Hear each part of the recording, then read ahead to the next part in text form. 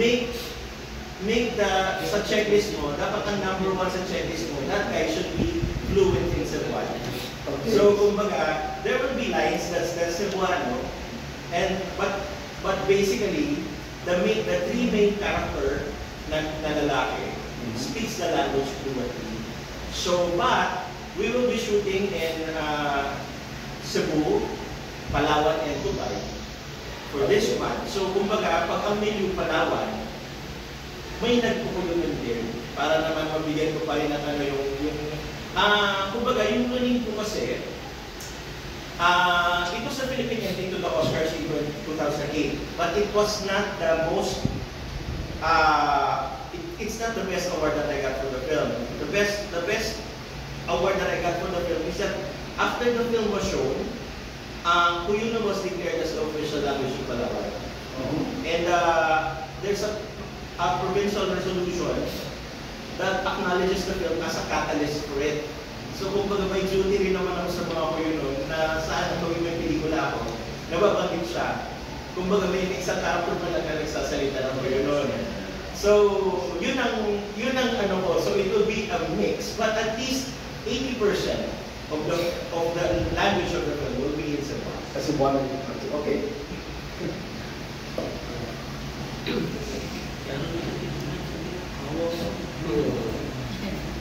May hapon. Nasa nang-report na asa din ako makita galing usahay. Asa na siya sa liga. O kini usahay sa matanaw ka ba din mo free or na ni siya bayad. Ito na sa din mo makita. Kumbaga, ang gusto ko kasi dito, na pangarap ko, si Elcid has his own platform, which is Bisaya Flicks. He's trying to make films that's Bisaya yung lingwahe. Ako naman, I have my own app also that I will be releasing soon. But my app, ang ano naman niya, it's all family films. Independently produced family films. Yun naman yung ano ng platform ko. Yun naman yung tema ng platform ko. Kasi nga, so, yung direksyon ng dalawang pelikulang to, it will be available in both platforms. But we're doing the press conference early because wala pang laman na tao yung platform namin. It's just imaginary pa lang na we hope to be able to make people go to us. But sa akin, sana if there's a lot of companies out there, there's a lot of big companies out there, sana diba, if mapalabas kami sa bawat plaza na hindi mo na kinukundo ng mga tao, just open to the public lang, diba ang sarap nun? Kumbaga, kasi mahirap ang buhay. Ang cinema, which used to be the cheapest form of entertainment, is not the cheapest form of entertainment anymore. The streaming platforms are the cheapest form of entertainment now. So, kumbaga, but we don't want to go to the big streaming platforms and be limited to those people with access to the internet only. So, kumbaga, gusto ko, this early we're putting this out, because gusto ko, sana yung tour namin sa bawat basketball court ay libre, subsidized ng mga tao na gustong maipatawid ulit itong kantang ito or gustong ma-entertain ulit ang mga tao sa bahay. Because it's been a long time na walang big screen sa mga plaza. So if this will give us a chance to show this for free, definitely. So gusto ko yung tanong na yan, at least it gave me parang sana po, if you're a company, a Cebu company watching this, that's our goal. The goal is to make, if we can make this film free for everyone, hindi naman namin gustong yumaman dito sa pelikulang to. We just have to get our startups started. Kumbaga, yun lang yun. So this little help, we hope to go a long way. And yun, ini-claim ko na, sana libre lahat sa plaza. Para hindi namin pumuntunan, walang ticketing, wala na kami prepare. Pag pinalabas sa plaza, lahat. May pera, wala. Kanya-kanya na lang nakukuha. Oo, sa lahat ng open point. Sana ganun. So mga malalaking kumpanya sa Cebu na namawagan ko ako. Make this happen.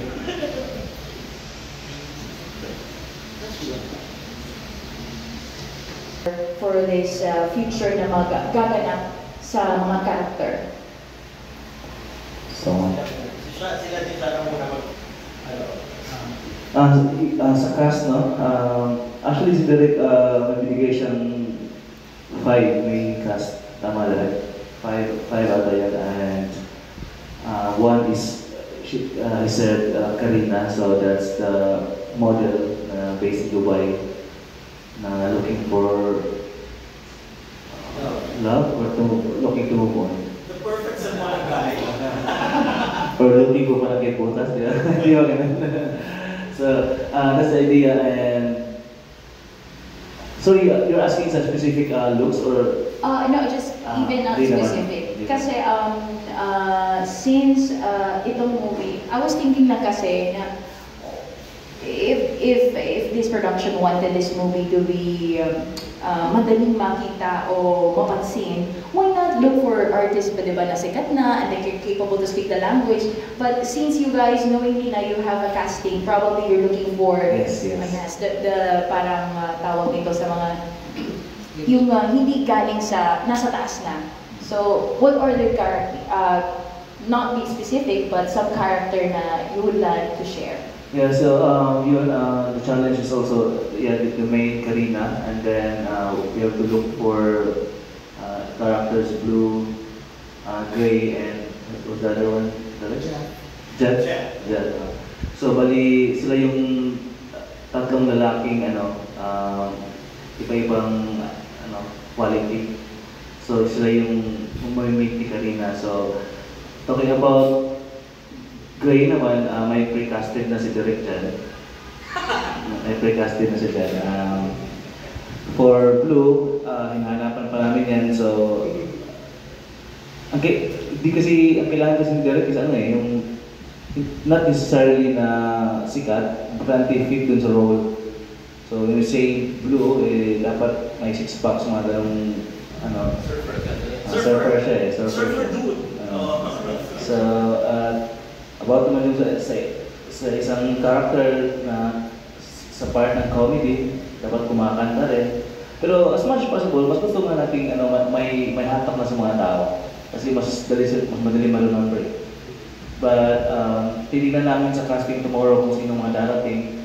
If ever wala pa, we'll be open to, as Derek said, na international na may mga Bisaya kasi nasa malayo. Baka doon naka-base. But si Derek pa lang alone, ang dami niyang friend na nasa taas na artista. So, Derek, the last call chance for Derek pa rin kung sino yung feel. Idadagdag ko lang, kasi kumbaga, I was only able to make 4 films. And usually, I cast friends. The first one was Juday. The second one was Mrs. Rector na hindi ko natapos, was with Regine Velasquez. And the other one is a film that I made for my workshop lang sa Palawan na si Angelica Panganiban ang bida ko. It's called Madaling Araw Mahabang Gabi. So that's why we did the audition this early.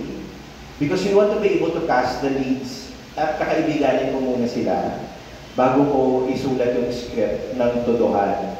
Why we don't want big stars? Let me go back to yung observation mo nung una. Nung una kasi sa amin sa Huyo, dumarating lang yung sinehan sa plaza.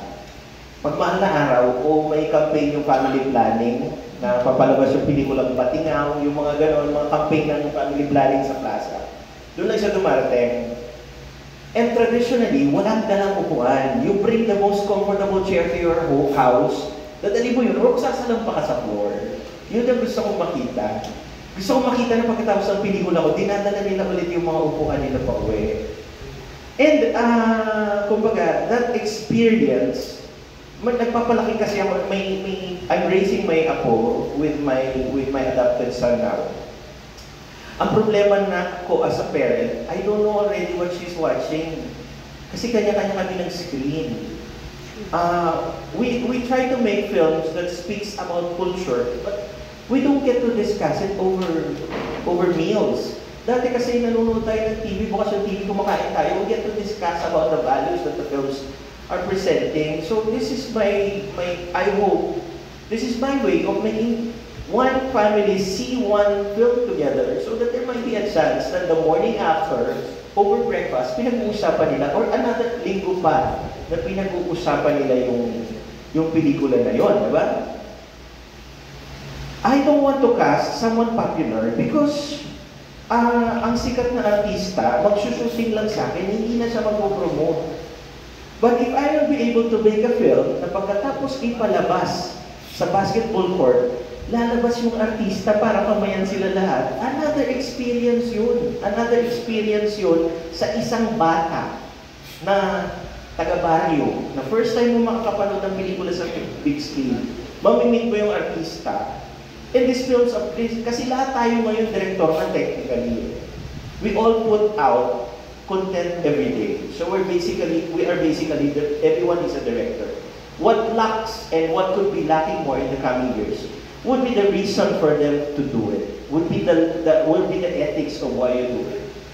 Bakit ka gumagawa ng content? Para kanino? Para saan? Anong greater dahilan mo?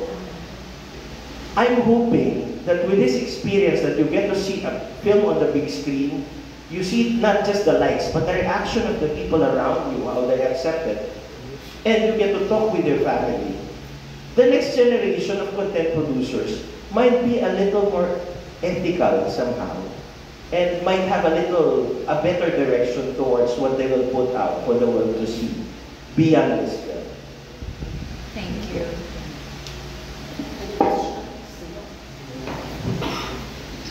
As director,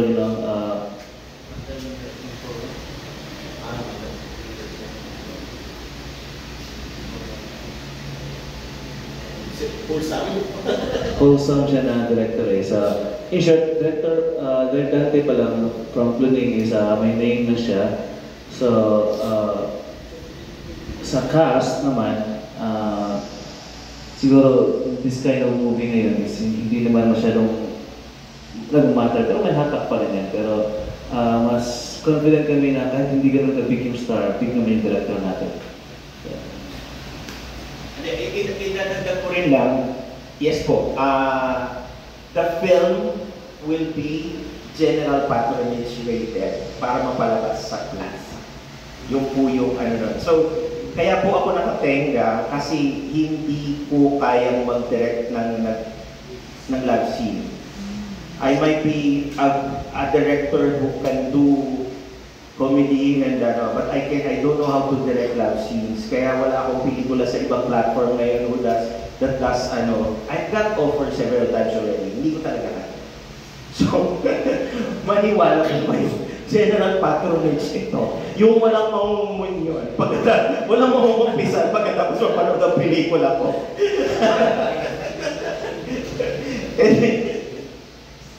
Okay, nga, ganitong klaseng industry, may struggles talaga. And I want to ask, those type of struggles, how do you overcome it to become, to survive, especially in this era? Actually, Cyclex, una-una is almost 2 years na tayo ngayon, and obviously, nakita ko naman yung growth, nakita yung na.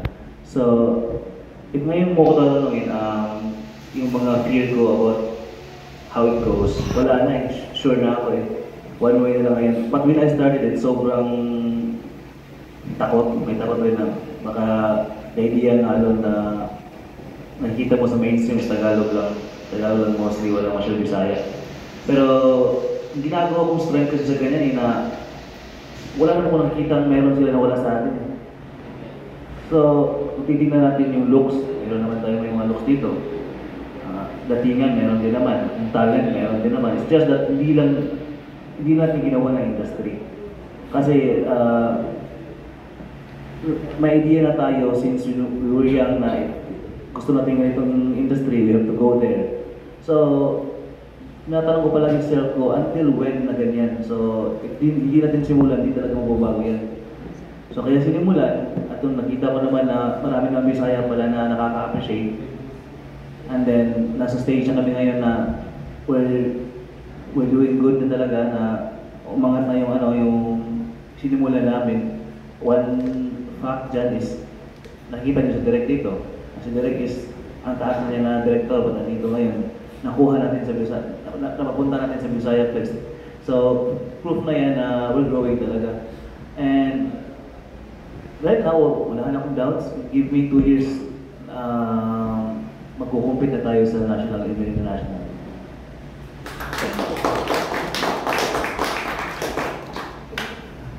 Sabi mo na lahat.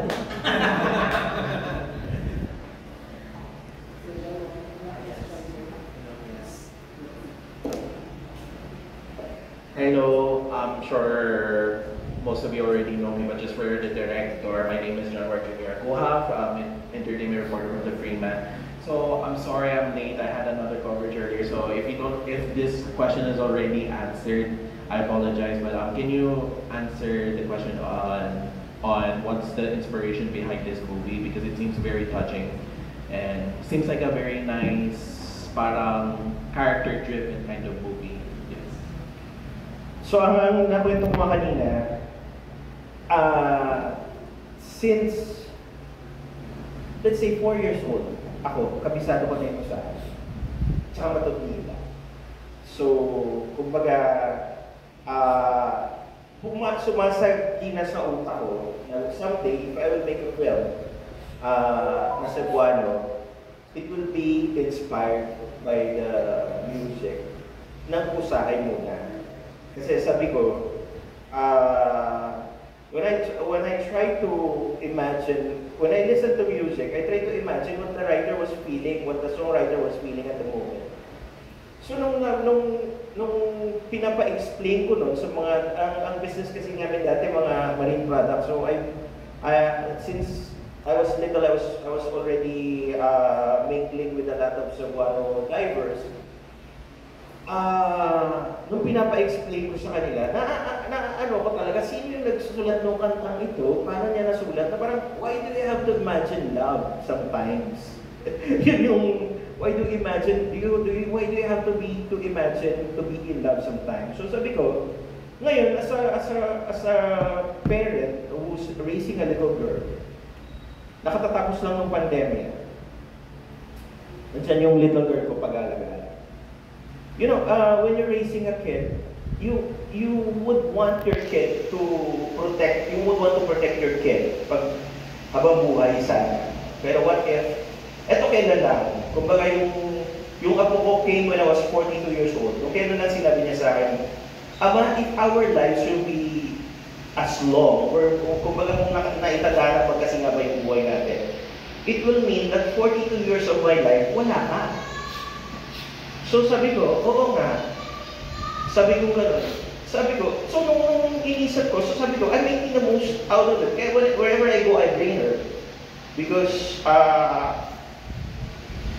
yun yung promise ko sa kanya, na after pandemic, wherever I will be, you will be. So kumbaga, pero, ang fear ko ngayon na sa parent, ang dali-dali kasing ituro kung paano ma-in love. Everybody's capable of falling in love, but not everybody survives first love. But not everybody survives first heartache. Diba? So, yun ang tema ng pelikula. How do you survive? How do you teach a girl to survive a young girl to survive a first heartache? Actually, ang cast natin ito, we're trying to cast kanina, na kumbaga underage pa siya nung pandemic. So this is her first time to go out to see the world and try to fall in love. Pero, falling in love is easy. It can happen anytime. You can pretend to be in love anytime. But recall, you cannot pretend to have moved on every time. Sa first part with heartache mo. So yun yung theme ng pelikula. That's what the first line of the song inspired me. And the last part of the song, na pag kinanta mo pala yung usahay, pag tinapos mo na ang gugma ko kanimo dahil, ibig sabihin na kumakanta lalaki. Kasi dahil, pag sinabi mong kanimo da, ang kumakanta, babae, para sa'yo. So kumbaga sa akin, it's a very gender, it's a very inclusive song.